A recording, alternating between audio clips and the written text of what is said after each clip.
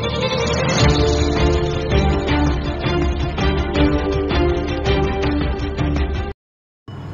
বন্ধুরা, তুকতাকে কি করে জবাব দেবেন আমি সেই নিয়ে আজ কিছু কথা বলবো।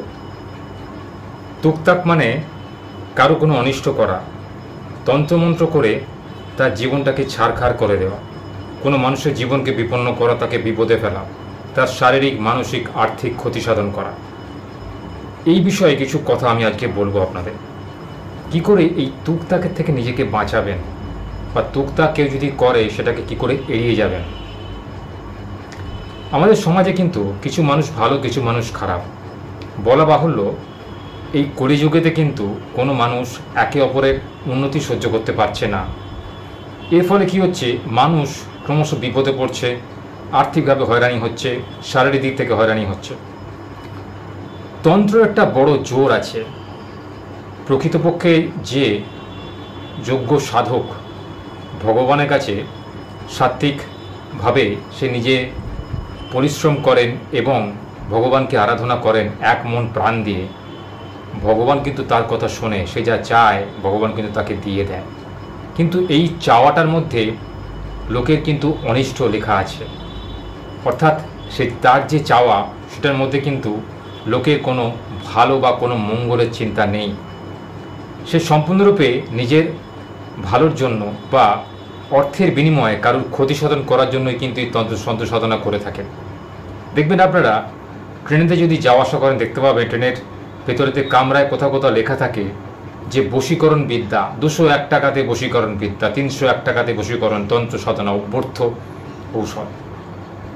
প্রেমে ব্যর্থতা, বিবাহে ব্যর্থতা, চাকরি ক্ষেত্রে বাধা, উন্নতি ক্ষেত্রে বাধা, সমস্ত বাধা অতিক্রান্ত হয়ে যাবে শুধু 201 টাকা দিলে। তন্ত্র সাধনা, যোগগুরু মন্ত্রে দীক্ষিত অমুক ব্যক্তি বা অমুক নারী, এই বিজ্ঞাপন আমরা ট্রেনেতে দেখতে পাই। তো আমাদের মনে একটা প্রশ্ন জাগে, সত্যি কি তন্ত্র সাধনাতে মানুষের উন্নতি হয়, বা তন্ত্র বলে কি কোনো মানুষের জীবনকে উন্নতি করা যায়? তন্ত্র একটা এমন জিনিস যেটা কিন্তু অনেক আয়াসে, অনেক কষ্ট করে অর্জন করতে হয়। তন্ত্র সাধনা করতে গেলে বাস্তব জগৎ থেকে সরে গিয়ে নিরালাতে একাকিত্বে রাত কাটাতে হয়, সেখানে শ্মশানে থাকতে হয়, সেখানে নরমুণ্ড নিয়ে গবেষণা করতে হয় এবং ভগবানকে এক মন এক প্রাণ দিয়ে ডাকতে হয়। কিছু টোটকা রয়েছে, কিছু জিনিস রয়েছে যেগুলো ছাড়া কিন্তু এই তন্ত্র সাধনা সম্ভব নয়।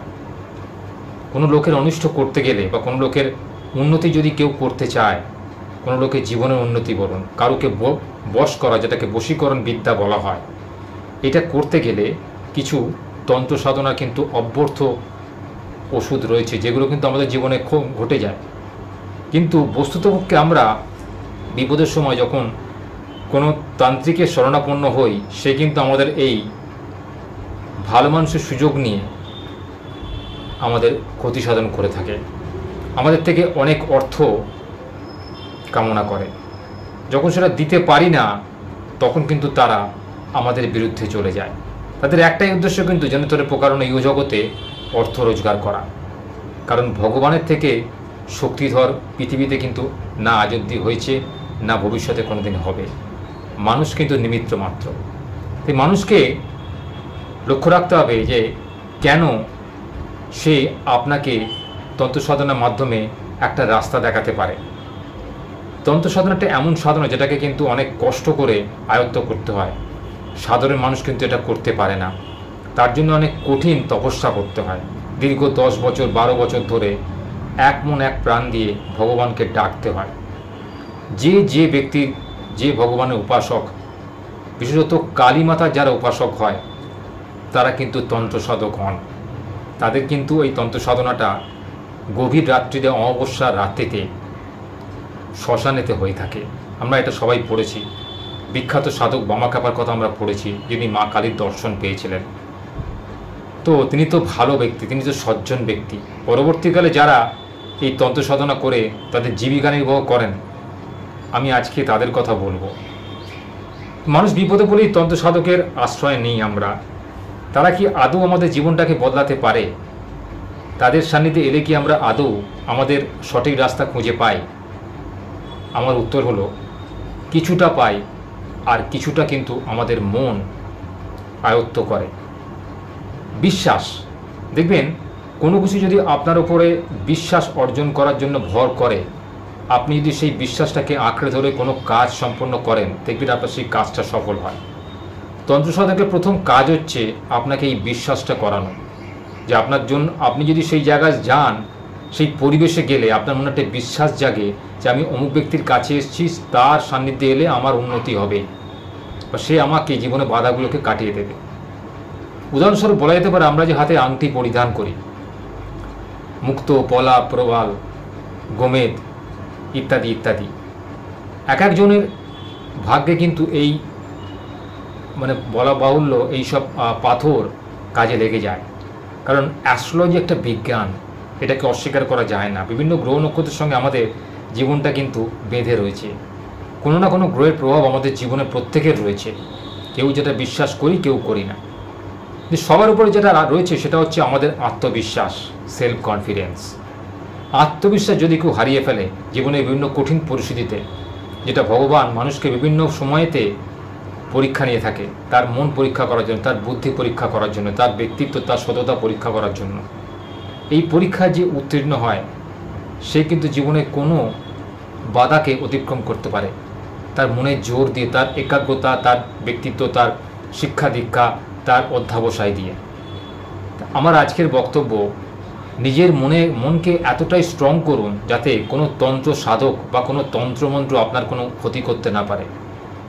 আদতে এই তন্ত্রমন্ত্রকের কাজ হচ্ছে আপনার মনটাকে জয় করা, আপনাকে এমন একটা করে দেবে যে আপনার মনটা তার প্রতি বশীভূত হয়ে যাবে। নিজের মনটাকে সেই দিকে না রেখে ভগবানের প্রতি কনসেন্ট্রেট করুন, ভগবানকে নাম করুন যে ভগবান, চলার পথে কোনো বাধা যেন আপনার বাধা না হতে পারে, আপনার উন্নতিকে বাধা দিতে না পারে, কেউ যেন আপনার পথে বাধা হয়ে দাঁড়াতে না পারে। আপনি যেন সমস্ত বাধাকে এক নজরে কাটিয়ে আপনার সামনে এগিয়ে যেতে পারেন, জীবনের জয়মাল্য অর্জন করতে পারেন। ধরুন আপনাকে আপনার ক্ষতি সাধন করার জন্য আপনার বাড়ির সামনে কেউ কিছু রেখেছে, আপনি সকালে ঘুম থেকে উঠে লক্ষ্য করলেন সেখানে পা দিতে যাবেন, দেখবেন ওটা পড়ে আছে। আপনি ভয়ে ভয়ে সেটাকে কিছু করলেন না বা হাতও দিলেন না।